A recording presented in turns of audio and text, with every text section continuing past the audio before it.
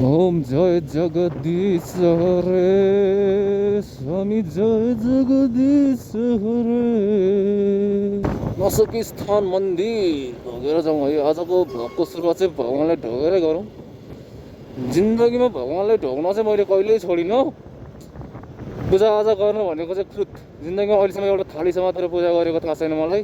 तैपनि भगवानलाई मन्दिर देखेकै पछि ढोग्न चाहिँ ढोग्छु है म। स्वागत छ तपाईँहरूलाई एउटा अर्को अल्छी लाग्दो दिनमा। आज त बादलहरू आज पनि नोटिसै गरिनँ यार, आज बादलहरू लागिरहेको रहेछ है, नत्र सूर्य देउता आउन लाग्नु भएको थियो होला आज पनि। उठ्यो हिँड्यो बोर लाग्ने यार दिनौ। तर बिहान चाँडै उठेर हिँडेन भनेदेखि कहिलेकाहीँ चाहिँ कस्तो लाग्छ भनेदेखि फुक्को यार, जिन्दगीमा म मात्र रहेछु कि क्या अल्छी चाहिँ। मान्छेहरू उठेर कहाँ पुगिसक्यो होला, म चाहिँ सुत्दैछु भन्ने दिनमा आउँछ है। फेरि यसरी बिहान सुत्न नपाएको देख्दा चाहिँ छोड्दै काम धाम सबै अब जाने हो, सुत्ने हो टर्न 10 बजीसम्म भने जस्तो लाग्छ कोही बेला चाहिँ। यस्तो गाडीहरूले चाहिँ जिन्दगीमा ओभरटेक गर्नु दिन्न के। यस्तो कच्ची ठाउँमा पाएर ओभरटेक गऱ्यो भने गरिहाल्यो, नत्र त्यो यस्तो प्लेन बाटोमा त ओभरटेक गर्नै दिँदैन यार। यस्तो यहाँ अहिलेको दिँदैन यार त। दियो आजलाई त बादलले सूर्यदेवलाई छेकिदिनु भयो यार, नत्र दामी देखिन्थ्यो है। आफूलाई चाहिँ फेरि बादल लागेपछि यो दिनै आएको जस्तो लाग्दैन के। बादलले यो सूर्यदेवलाई ढाकिदिनु भएपछि त्यस्तो हुन्छ। होरे लम्हे तू कहीं मत जा, हो सके तो उम्र भर निभा, बिया जाए न जाए न जाए ओरे बिया रे। बच्चादेखि गीत सुन्दा लगभग सब गीतहरू याद भइसक्यो यार। अनि एउटा त्यस्तै कुरा छ, बच्चादेखि पढेछु त्यही पनि एबिसिडी पनि नआउला भन्ने डर छ न। आज पनि त्यही पारा हो हाम्रो होइन, गएर चिया पकौडा खाने सुट्टा हान्ने मात्र काम होला आज के भन्नु जहिल्यै। यो पुलबजारमा चाहिँ पहिला डेली चेकिङ हुन्थ्यो बिहान। आज चाहिँ मैले धेरै भइसक्यो चेकिङै गर्दैन त यार। किन ट्राफिकहरूलाई धेरै ट्रस्ट भएछ क्या। ओहो यहाँको मान्छेहरू चाहिँ एकदम इमान्दार छन् है, चेक नगर्दा पनि उनीहरू चाहिँ इमान्दार छन् मान्छे भन्ने चाहिँ यहाँको ट्राफिक पुलिस दाइहरूमा परेछ क्या हो। यो ठाउँको बाटोको हाइट चाहिँ निकै अलि नै बढी नै उठाउन लागेको रहेछ। राम्रो पनि हो, किनभने यहाँ चाहिँ पानी लास्टै भरिन्छ के। बर्खामा पानी डुबान हुने ठाउँ हो यो, त्यस कारणले राम्रो पनि हो हाइट उठाएको त। तर यो बाटोको हाइट उठाएपछि पनि के गर्ने यार, घरहरू त जसरी डुबिहाल्छ, बाटो नडुबेर के गर्नु। जस बाटो ब्लक हुँदैन। हामी यो बादलमा कलर बन्छ नि, यो रातो निलो बादलमा कलरहरू बन्छ नि, त्यस्तो कलर त्यस्तो चाहिँ। अनि हामी सासारामा चाहिँ के गर्थ्यौँ भनेदेखि के अरे कलरको बट्टा हुन्थ्यो, एउटा कलरको बट्टा पाउँथ्यो नि त। अहिले यस्तो पाउँथ्यो थाहा छैन, कलरको बट्टा हुन्थ्यो। यो कलर चाहिँ यो मेरो बट्टामा छ कि छैन भन्यो, फेरि रहेछ भन्यो, फेरि अर्को बादलमा अर्को कलर हेऱ्यो, यो कलर चाहिँ मेरो बट्टामा छ कि छैन भन्यो, फेरि त्यो पनि हुन्छ। त्यस्तो गरेर रमाइलो गर्ने गरेको थियो यार बच्चा बेलामा। त्यो सम्झिँदा पनि अहिले रमाइलो लाग्छ। चल्दिएको हो गाई जब चाहिँ कति पढ्नु यार, कति पढ्नु। 2 महिनामा 3 पेज लेखिसक्यो, कति लेख्नु। मेन कुरा त अब घर गएर पहिला सुरुमा फर्स्ट मेरो काम भनेको खानासाना केही खाने होइन। खाना खाने भन्ने होला, खानासाना खाने काम होइन। घर गएर सबभन्दा सुरुमा बाइक धुनु छ, घरैमा धुनुपर्छ यार बाइक त। 100 रुपियाँ भए पनि यसो सुत्ता हान्नलाई पुग्छ होइन। खाना पनि खान मन लागिरहेको छैन होइन। के यो बजारबाट के लगेर खाने होला त। अब 1 प्याकेट चाउचाउ भयो भने मलाई बेलुकासम्मलाई पुग्छ होला सायद, त्यही लैजान्छु। अहिले चाहिँ म काठमाडौँ पनि आइसकेँ होइन। कुरो के भन्दाखेरि अलिकति कामसम्म पनि हेरियो। अहिले चाहिँ म पुल्चोकतिर जाँदैछु, त्यो हिमालयन ब्याङ्कतिर। ओहो यो छेउछाउतिरको बाटो यति दामी छ कि। तर यो बाटो जति दामी छ, यो बाटो मुनिको खोला त्यति नै फोहोर छ क्या। ल हेर्नु न, देखिन्छ कि देखिँदैन यार। काठमाडौँको खोला लास्टै फोहोर यार। अब आफ्नै देशको चिजको आफैले बुराइ त के गर्नु। भए पनि भएको कुरा भएको हो। खोला गनाएर नाकै टालेर जस्तो हुन्छ नि के। खोला चाहिँ हाम्रो स्वयम्भू जाने बाटो हो यो चाहिँ। यो स्वयम्भू जाने बाटो भयो। यतापट्टि तर हामीलाई स्वयम्भू जानु छैन अहिले, हामीलाई यता जानु छ। त्यही भएर यो बाटो यताबाट चाहिँ ललितपुर जाने बाटो भनौँ न, जता पनि जान्छ तपाईँ जहाँ जान चाहनुहुन्छ यो बाटोले तपाईँलाई त्यहीँ पुर्याइदिन्छ। यो चाहिँ यहाँको पुलिस स्टेसन हो। मलाई जहाँसम्म लाग्छ काठमाडौँको सबैभन्दा डेन्जर डेडलिएस्ट पुलिस स्टेसन होला सायद यो पुल बनाउँदाखेरि यस्तो कर्भ किन बनाउँछन् ल, कतिले थाहा छ कमेन्ट गरौँ गाइज, कमेन्ट गरौँ। यस्तो कर्भवाला के, यस्तो कर्भ भन्छ के भन्छ ल, इङ्ग्लिस आउँदैन आफूलाई। दामी छ नि त बाटो।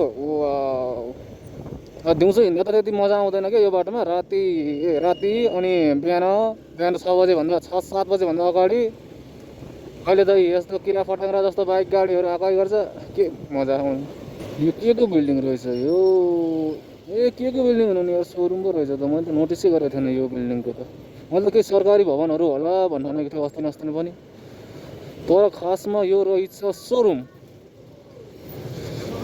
अहिले चाहिँ हामी टेकुतिर आइपुगेको अवस्था छ। टेकु भन्ने कि कालीमाटी भन्ने, यसलाई जे भने नि हुन्छ, यो बिचको ठाउँ हो टेकु र कालीमाटीको बोर्डर। यस्तो खतरा जाम हुन्छ कि यहाँ चाहिँ, रहन्छ त हात त ह्याक रहन्छ त जाम। नत्र यहाँतिर 2 घन्टा जाममा नबसिकन त हाम्रो पालै आउँदैन थियो।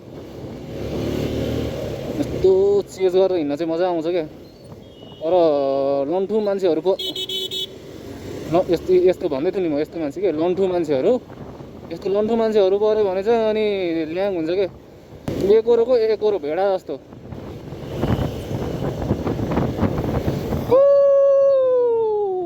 मजा आउँछ मजा।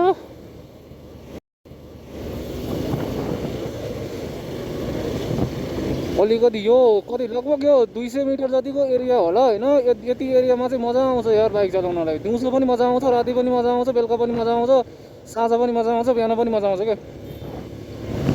अब यो जेब्रा क्रसिङ हो, ठ्याक्क यो जेब्रा क्रसिङ क्रस गरेपछि चाहिँ अनि चाहिँ झ्याउ लाग्छ। अब यहाँ 2 घन्टा जाममा बस्नुपर्छ, त्यति बेलासम्म म भिडियो रेकर्ड गर्दिनँ यार। मजाले अब घाम तापेर बस्ने हो यहाँ। कोही पनि अलिअलि छिराउँदै लानु मिल्छ कि ट्राई गर्दै गर्नुपर्छ। यस्तो छिराउने हो, यस्तो छिराउने हो कि। तर टेम्पो काठमाडौँ बजारमा यदि कुनै चिजले ल्याङ गर्छ भने त्यो टेम्पो हो, टेम्पो।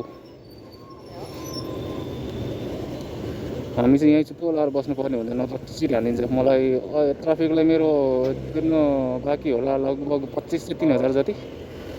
ललितपुर चाहिँ काठमाडौँभन्दा धेरै नै डेभलप छ यार। डेभलप पनि छ, एक्सपेन्सिभ पनि छ। यहाँ केही कुरा छुन सकिँदैन, पुरै महँगो।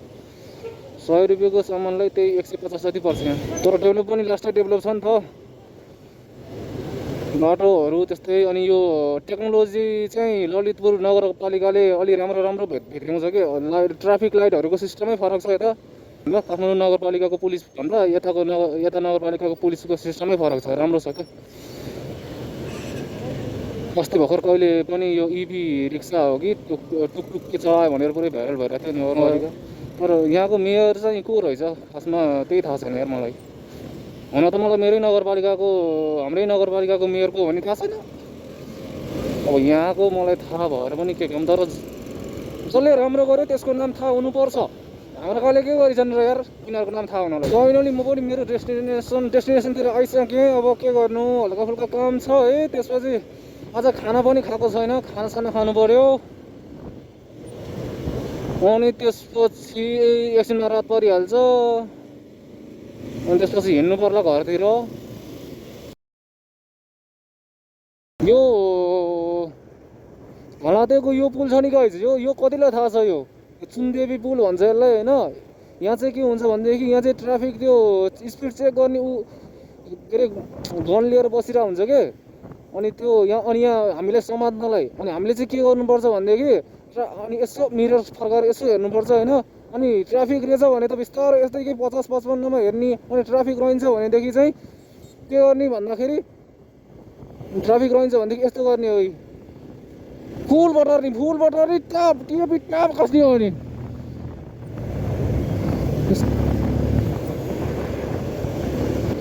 अनि अर्को कुरा के भनेदेखि म चाहिँ आज चाँडै चलिदिएको होइन, किनभने मेरो चाहिँ बाइक अस्ति सर्भिसिङ गरेपछि पनि 800 किलोमिटर चल्न लागिसक्यो। 800 किलोमिटर पुग्न लाग्यो, 700 चान्चुन भइसक्यो होइन। त्यही भएर आज चाहिँ अलिकति चाँडो गएर बाइक साइक सर्भिसिङ गर्नुपर्ने काम भएको हुनाले म चाँडै चल्दिएको आज पनि मेरो 1500 1300 1400 जति खाने भयो बाइकले। खाओस् जति खान्छ खाओस्, म खुवाउँछु। बरु म आफू खान्न, मलाई भात चाहिँदैन। तर बाइकले के खान्छ? पेट्रोल खान्छ कि पैसा खान्छ कि के खान्छ? मोबिल खान्छ कि एनिथिङ। के रो रगत चाहियो सागरै मलाई भनेर बाइकले भन्यो भने नि म खुवाइदिन्छु यसलाई। अब सनसेट पनि हुन लाग्यो। टाइमको कुरो गर्नुपर्दा अहिले चाहिँ 5:30 हो, 5:30 हुन लाग्यो होला। अघि त्यहाँ आउँदाखेरि 20 भयो थियो। त्यही हो 5:30 हुन लाग्यो। अनि त्यही हो बाइकको कामसाम गर्नुपर्दाखेरि त्यही हो, रात परिहाल्छ। अनि त्यसपछि चाहिँ हामी घर जानुपर्ने हुन्छ। घर गएर भिडियो सिडियो एडिट गर्नुपर्छ है। अरूभन्दा नि मेरो एडिटिङमा चाहिँ बच्चैदेखि हात छ के। त्यही भएर मलाई धेरै टाइम लाग्दैन। 1.5 घन्टा भिडियो एडिट गर्न, 20 मिनट अपलोड हुनलाई। घर पुगेको 2 घन्टामा भिडियो आइपुग्छ है त गाइस।